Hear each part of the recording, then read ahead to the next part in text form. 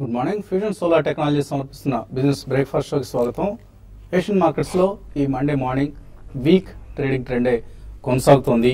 ఒక bearish outlook ఇంకా markets ను విడనాడటం లేదు. రిస్క్ ఎవర్స్ ట్రేడింగ్ అంటే ఎవరు కూడా రిస్క్ తీసుకోవడానికి ఇష్టంగా లేని పరిస్థితి కొనసాగుతోంది. సో ఏషియన్ మార్కెట్స్ 2011 లో లెవెల్స్ దగ్గర ఓపెన్ అయ్యాయి. ఈ ఉదయం కొద్దిగా ఓపెనింగ్ లోవర్ లెవెల్స్ నుంచి కొంత కోలుకున్నాయి. ఎందుకంటే చైనా యువాన్ తన కరెన్సీ యువాన్ ను కొద్దిగా హైయర్ లెవెల్ దగ్గర ఫిక్స్ చేసింది ఇవాళ డాలర్ తో.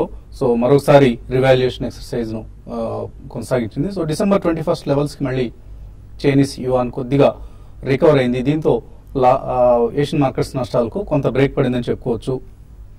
And US markets last Friday చాలా నెగిటివ్ గా క్లోజ్ అయ్యాయి. మనం 2008కి 2016కి ఇప్పుడు పోల్చడం పరిపాటిగా మారింది మార్కెట్స్ లో. సో డౌ జోన్స్ ఫ్రైడే రోజు 390 పాయింట్లు నష్టపోయింది. ఆగస్టు 2015 తర్వాత మొదటిసారిగా 16,000 స్థాయికి దిగువన క్లోజ్ కావడం చూసాం US Dow Jones. And US manufacturing output వరుసగా రెండో నెల కూడా తక్కువగా నమోదైంది. సో డేటా నెగిటివ్ గా వచ్చింది. మరోవైపు ఆయిల్ ప్రైసెస్ పతనం కొనసాగుతోంది. యుఎస్ అంటే నైమెక్స్ ఆయిల్ $29 కిందకి పడిపోయి మళ్ళీ ప్రస్తుతం $29 పైన బ్యారెల్ క్రూడ్ ట్రేడ్ అవుతోంది. అలాగే బ్రెంట్ క్రూడ్ కూడా $29 సమీపంలోనే ట్రేడ్ అవుతోంది. సో ఓవరాల్ గా చూస్తే ఈ సంవత్సరంలో ఆయిల్ 20% నష్టపోయింది. ఒక 2016 ఇంకా మనం ఒక నెల కూడా పూర్తి చేసుకోలేదు, 18 రోజులు ఇప్పటిదాకా గడిచాయి. సో ఈ 18 రోజుల్లో 20% ఆయిల్ ప్రైసెస్ పడిపోవడం చూస్తున్నాం. సో ఇరాన్ ప్రస్తుతం క్రూడ్ ధర పతనానికి కారణమవుతున్న దేశం ఇది. సో ఇరాన్ మీద శాంక్షన్స్ ను లిఫ్ట్ చేశారు. అమెరికన్ శాంక్షన్స్ ఏవైతే గతంలో ఉన్నాయో ఇవన్నీ కూడా లిఫ్ట్ చేశారు. దీంతో ఆయిల్ ప్రైసెస్ లో క్రూడ్ ధరను పడగొడుతోంది. ఎందుకంటే ఇరాన్ నుంచి ఇంకా క్రూడ్ సప్లైస్ పెరుగుతాయి. దీంతో మరింత సప్లై డిమాండ్ మిస్ మ్యాచ్ ఉంటుంది. సో సప్లైస్ ఎక్కువగా ఉండి డిమాండ్ తక్కువగా ఉండే పరిస్థితి కనిపిస్తుంది. కాబట్టి ఇరాన్ పై ఆంక్షలు ఎత్తివేయడం క్రూడ్ ప్రైసెస్ లో మరొకసారి పతనానికి కారణం అవుతోంది. సో ఓవరాల్ గా ఎటు చూసినా నెగిటివ్ న్యూసే కనిపిస్తున్నాయి మనకు. Emerging market equities, emerging market currencies రెండు కూడా చాలా డౌన్వర్డ్ ట్రెండ్ లో ఉన్నాయి. అలాగే కమోడిటీ ప్రైసెస్ భారీగా పడిపోతున్నాయి. క్రూడ్ ప్రైసెస్ ప్రధానంగా భారీ పతనం చూస్తూ ఉన్నాం. అలాగే Chinese slowdown. So Chinese slowdown 2016లో మరింతగా పెరిగే అవకాశం ఉంది అన్న అంచనాలు ఇప్పుడు మార్కెట్స్ లో ఎక్కువగా ఉన్నాయి. దీంతో చైనీస్ కరెన్సీ ఏదైతే ఉందో యువాన్తో అక్కడి సెంట్రల్ బ్యాంక్ అటు ఇటు కదుపుతూ కొంత అలజడి సృష్టిస్తోంది చైనీస్ కరెన్సీ సంబంధించి. సో చైనీస్ కరెన్సీ పతనం ఒకవేళ వీక్ గా ఇంకా మరింత వీక్ అయితే మాత్రం ఇది ఆసియా దేశాల కరెన్సీలపై, ఇతర ఆసియా దేశాల కరెన్సీలపై ప్రతికూల ప్రభావం చూపిస్తుంది. మన కరెన్సీ కూడా చూసాం మనం ఫ్రైడే రోజు 67.59 2-year లోస్ దగ్గర క్లోజ్ కావడం చూసాం. ఇన్నాళ్ళు పటిష్టంగా ఉంది, రూపాయి కొంత రెసిలియంట్ గా ఉంది అని అనుకున్న రూపీ కూడా డాలర్ తో ఇప్పుడు వీక్ అవుతోంది. సో 67.59 దగ్గర ఫ్రెష్ 2-year లోని టచ్ చేసింది డాలర్ తో రూపాయి. సో రాబోయే రోజులు మరింత బలహీనపడినా కూడా మనం ఆశ్చర్యపోనవసరం లేదు డాలర్ తో రూపాయి. ఇది కొంత export oriented companies like IT companies కొంత బెనిఫిషియల్ అయినా కూడా మనం క్రూడ్ ప్రైసెస్ లాంటి వాటిలో ఇప్పటిదాకా ఏదైతే మనం ప్రైస్ ఫాల్ మార్జిన్ మనం ఎంజాయ్ చేస్తున్నామో అది భవిష్యత్తులో కరెన్సీ వీక్ అయితే మనకు దక్కకుండా పోయే అవకాశం ఉంటుంది. సో ఇవన్నీ కూడా రకరకాల ఫ్యాక్టర్స్, చాలా కన్ఫ్యూజింగ్ సిచ్యువేషన్ ప్రస్తుతం వరల్డ్ మార్కెట్స్ లో ఉన్న పరిస్థితి. సో చాలా కేర్ఫుల్ గా ఉండాలి. లాస్ట్ వీక్ నిఫ్టీ 2.1% నష్టపోవడం చూసాం. 7400 లెవెల్స్ ఏదైతే మనం మోడీ ప్రధానిగా ఎన్నికైన తర్వాత ర్యాలీ స్టార్ట్ అయిందో May 2014 అక్కడి లెవెల్స్ కి మళ్ళీ నిఫ్టీ వచ్చేసింది. సో 9119 ఇది మనం లాస్ట్ మార్చ్ లో చూసిన లెవెల్ ఇది. సో అక్కడ నుంచి మార్కెట్స్ ఆల్మోస్ట్ 20% నష్టపోయాయి. ప్రీ మోడీ డేస్ కి మళ్ళీ మనం వెళ్ళిపోతున్నాం స్లోగా. సో చాలా కేర్ఫుల్ గా ఉండాలి. బోత్ ఇండెక్స్ బేస్డ్ స్టాక్స్ కావచ్చు or mid and small caps కావచ్చు. ఎందుకంటే mid caps, small caps last week భారీ నష్టాలతో క్లోజ్ కావడం చూసాం. ఇండియా సిమెంట్స్ లాంటివి ఒక రోజులోనే 10% నష్టపోయిన కూడా చూసాం. So mid and small caps లో చాలా అప్రమత్తంగా ఉండాలి. ఇన్ఫోసిస్, రిలయన్స్ ఇండస్ట్రీస్ ఇన్ఫాక్ట్ ఈ రెండు స్టాక్స్ కనుక ఆదుకోకపోయి ఉంటే లాస్ట్ వీక్ మనం 7370 ఈ లెవెల్ చూసేవాళ్ళం. ఈ రెండు స్టాక్స్ కూడా 65 పాయింట్స్ లాస్ట్ వీక్ ఇండెక్స్ కు సపోర్ట్ ఇచ్చాయి. అదర్వైజ్ ఆల్రెడీ 7400 లెవెల్ కి మనం కిందకి వెళ్ళినట్లే. సో బ్యాంక్ నిఫ్టీ కావచ్చు or mid and small caps కావచ్చు, ఎందులో చూసినా కూడా వీక్నెస్ కనిపిస్తున్న సమయం ఇది. కేర్ఫుల్ గా ఉండాలి. పదే మనం అనుకుంటుంది.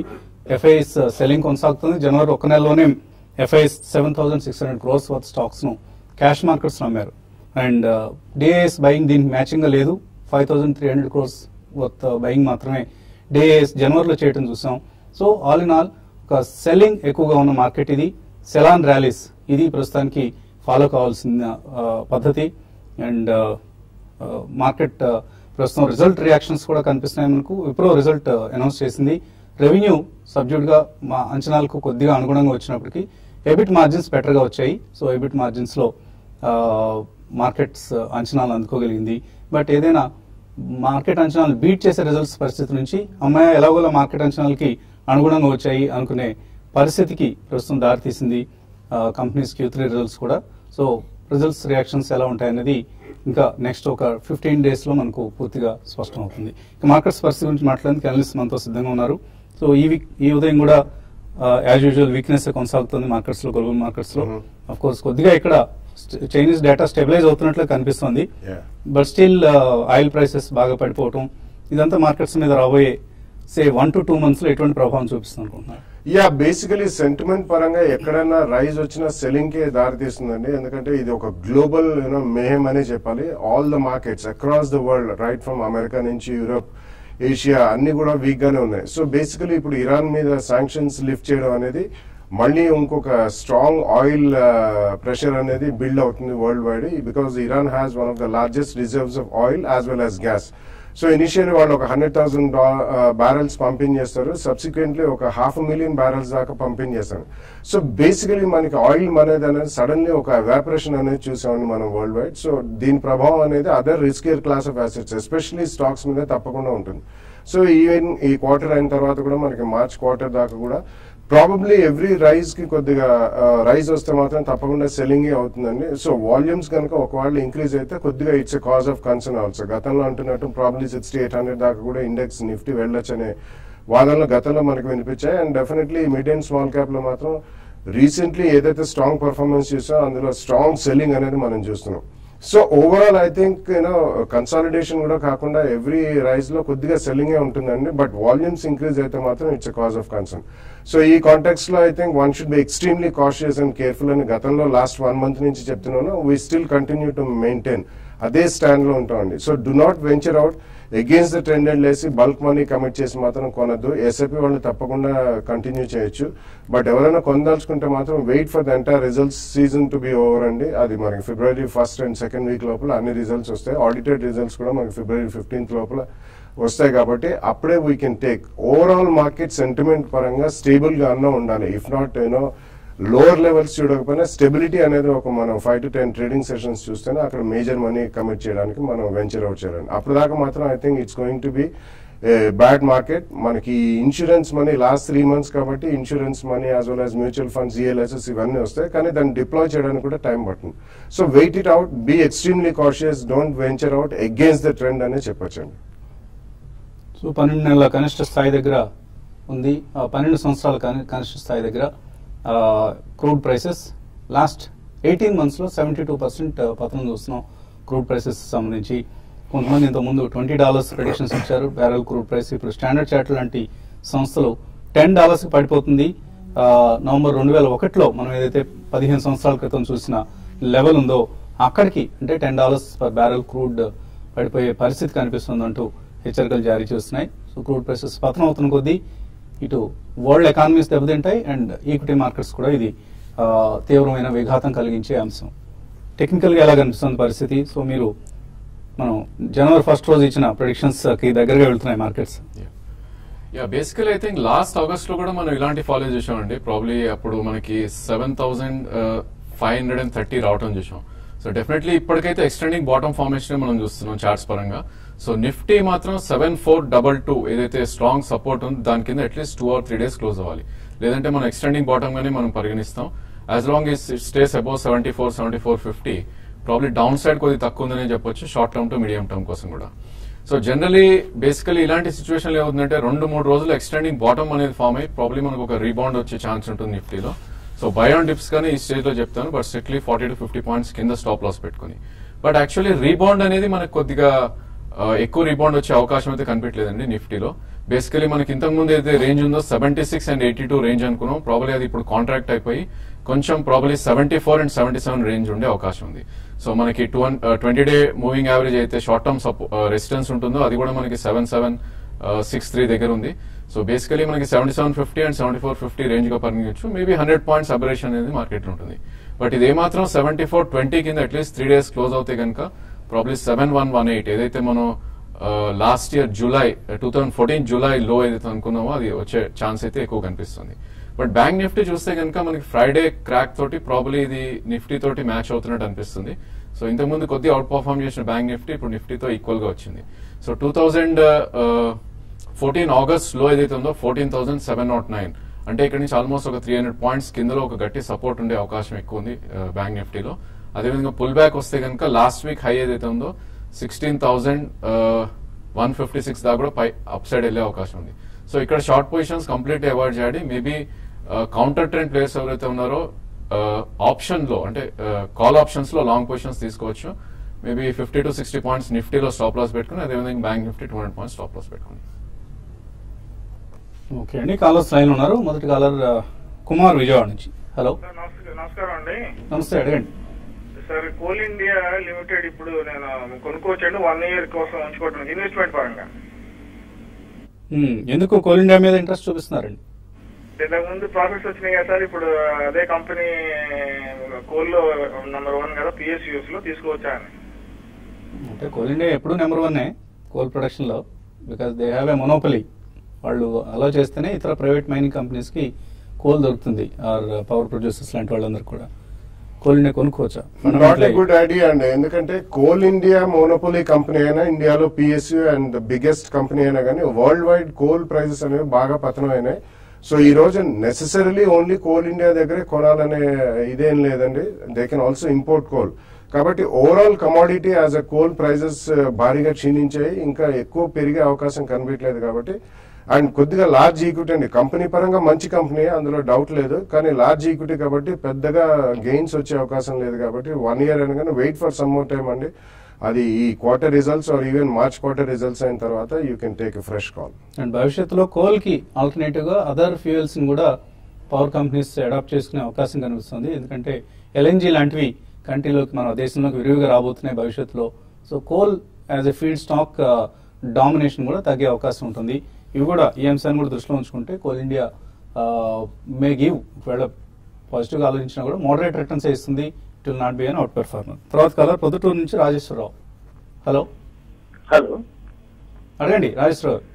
హలో సార్, నేను ఎల్ఎన్టీ ఫైనాన్స్ నుంచి కొంచెం క్లారిఫికేషన్ కావాలని అడుగుతున్నాను. ఇది ఐపీఓ 55 rupees ఇచ్చారు. తర్వాత మొన్న లాస్ట్ సెప్టెంబర్ క్వార్టర్ చాలా మంచి పర్ఫార్మెన్స్ కనబరిచినారు. మేనేజ్మెంట్ చాలా మంచిది, L and T finance backing with very good group. కానీ అంతగా పెరగటం లేదు. ఫ్యూచర్ ఎలా ఉంటుంది? ఈ టైంలో లాంగ్ టర్మ్ వ్యూలో ఇన్వెస్ట్ చేయొచ్చునా?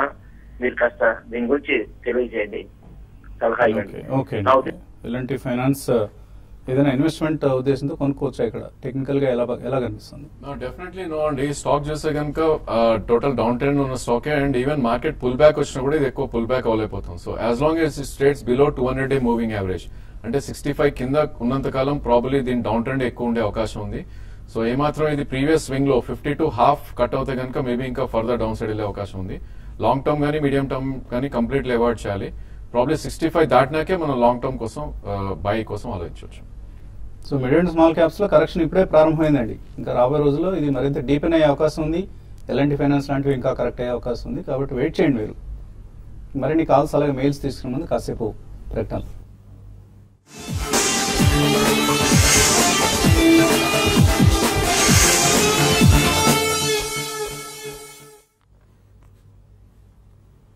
ఫ్యూజన్ సోలార్ టెక్నాలజీ సమర్పిస్తున్న బిజినెస్ బ్రేక్ఫాస్ట్ షోకి తిరిగి స్వాగతం. ఎస్ఎక్స్ నిఫ్టీ ట్రెండ్ బట్టి చూసినా, ఏషియన్ మార్కెట్స్ లో ప్రస్తుతం ట్రేడింగ్ ట్రెండ్స్ బట్టి చూసినా కూడా ఒక వీక్ ఓపెనింగ్ కోసం మార్కెట్ సిద్ధమవుతున్నాయి. 7400 లెవెల్ ను నిఫ్టీ టెస్ట్ చేసే అవకాశం కనిపిస్తుంది వాటి ట్రేడింగ్ ప్రారంభంలో. తర్వాత కవర్ లైన్ లో ఉన్నారు హైదరాబాద్ నుంచి శ్రీనివాస్. హలో, అడగండి శ్రీనివాస్. లింకన్ ఫార్మా 258 యావరేజ్ లో తీసుకున్నాను సార్ నేను. సో ఇప్పుడు ప్రెసెంట్ ఉన్న ప్రైస్ ని స్టాప్ లాస్ కింద పరిగణించవచ్చా, లేదంటే లాంగ్ టర్మ్ కింద వెయిట్ చేయొచ్చు sir? Lincoln pharma technical levels ఎలా ఉన్నాయి? యా ప్రాబ్లీ స్టాక్ చూస్తే కనుక మనకి ఆల్మోస్ట్ ఇది 350 నుంచి ఒక కరెక్షన్ మోడ్ లోకి రావడం చూస్తుంది. 224 దగ్గర కరెంట్ మార్కెట్ ప్రైస్ ఉంది. సో స్టాప్ లాస్ అనేది మనకి లాస్ట్ మంత్ లో ఏది ఉందో 213 కింద క్లోజింగ్ బేసిస్ స్టాప్ లాస్ పెట్టుకోవాలి. అదేవిధంగా ఇది మీడియం టు లాంగ్ టర్మ్ కొద్దిగా పుల్ బ్యాక్ వచ్చే ఛాన్స్ ఉంది. 213 కింద క్లోజింగ్ బేసిస్ మీరు స్టాప్ లాస్ పెట్టుకోండి. ఏమాత్రం ఇది పుల్ బ్యాక్ వచ్చి 280, 285 వస్తే కనుక అక్కడ మీరు ప్రాఫిట్స్ చేసుకోవచ్చు. తర్వాత కాలర్ భీమవరం నుంచి Anand. Hello, good morning sir. Good morning అండి. ఏంటి కోడి పందాలు బాగా జరిగాయి భీమవరంలో? సార్ అంటే వెళ్దాం సార్ మేము. మీరు వెళ్ళరు? ఓకే. భయం అండి, వెళ్తే మళ్ళీ టెంప్ట్ అయిపోయి ఆడతామేమో అని చెప్పి భయం సార్. వెళ్దాం అండి. ఆడాలండి, ఒక సంక్రాంతి సమయంలో ఉన్నాయి కదా, ఒక రోజు ఆడితే ఏముంది తప్పు? లేదు సార్, అలవాటైపోతుంది. దానికన్నా మంచిగా సార్ మన మార్కెట్ డబ్బులు వచ్చి మన మార్కెట్ ఉంది కదా, పందాలు కోడి పందాలు ఎందుకంటారా? అంతే సార్, మా మార్కెట్ గ్యారంటీ ఇయర్ కాబట్టి నెక్స్ట్ ఇయర్ వస్తుంది సార్. అందులో అయితే ఒకసారి పోయినా నీకు రాదు సార్. ట్రూ, కరెక్ట్ అండి. చెప్పండి ఆనంద్, ప్రశ్న సార్. అంటే మంత్లీ ఒక 15,000 అడిషనల్ అమౌంట్ వస్తుంది సార్. అది ఒక 10 years పాటు వచ్చే అవకాశం ఉంది. దాన్ని ఒక 4-5 మ్యూచువల్ ఫండ్స్ కానీ 2-3 స్టాక్స్ కానీ ఎస్ఐపి చేద్దాం అనుకున్నాం సార్. ఎక్కడి నుంచి వస్తున్నాయి 15,000? ఎవరన్నా మామగారు ఎవరిని ఇస్తున్నారా? లేదు సార్, ఇంట్రెస్ట్ వస్తుంది సార్. ఇంట్రెస్ట్ వస్తుంది, వెరీ గుడ్. వచ్చిన ఇంట్రెస్ట్ ని మార్కెట్స్ లో ఇన్వెస్ట్ చేద్దాం అనుకుంటున్నారు. 15,000 రూపాయల నెలకి ఎటువంటి స్టాక్స్ లో ఇన్వెస్ట్ చేస్తే మంచి రిటర్న్స్ ఉంటాయి. యా, బేసికలీ అంటే మీరు ఈవెన్ సెలెక్ట్ స్టాక్స్, చాలా చిన్న పోర్ట్ఫోలియో మ్యూచువల్ ఫండ్స్ కూడా ఉన్నాయండి, అబౌట్ 20 to 25 స్టాక్స్.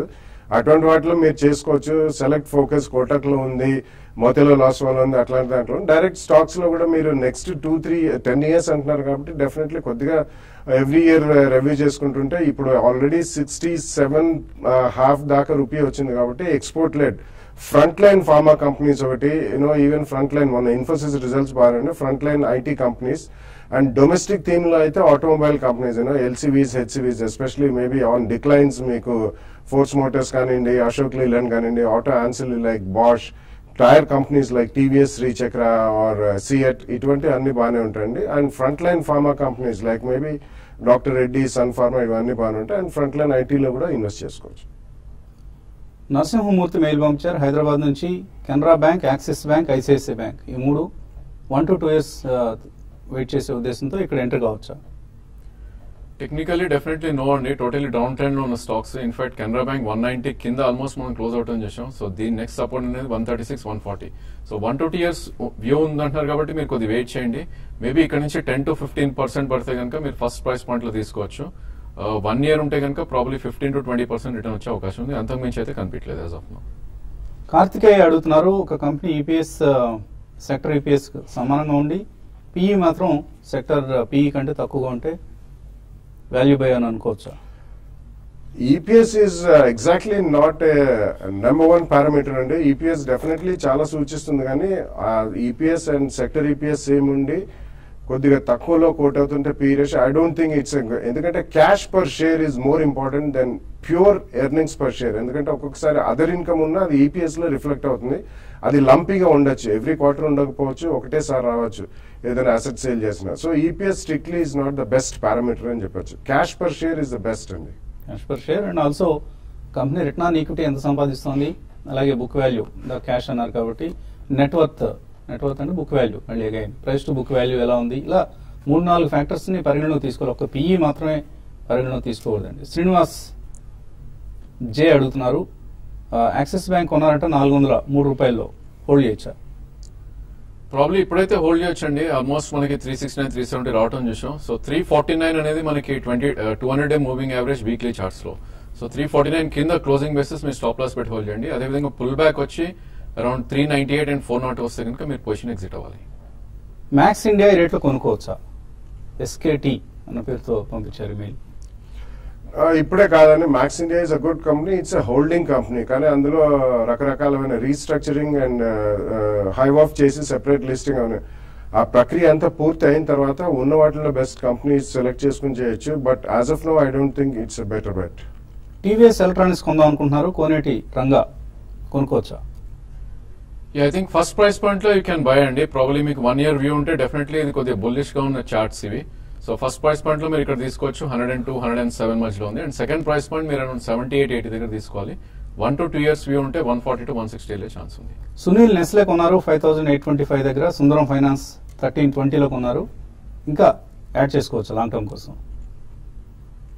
రెండు స్ట్రాంగ్ కంపెనీస్ అండి. And Sundaram finance last 1 year లో కూడా చాలా స్టడీగా ఉంది. అఫ్ కోర్స్ నెస్లేలో ఎప్పటికప్పుడు కాంట్రవర్సరీస్ వస్తున్నాయి, but I think both are strong companies. Immediately కాకుండా మీరు కొద్దిగా వెయిట్ చేసి ఈ క్వార్టర్ రిజల్ట్స్ అనే about first or second week of ఫిబ్రవరిలో అప్పుడు కొనుక్కో.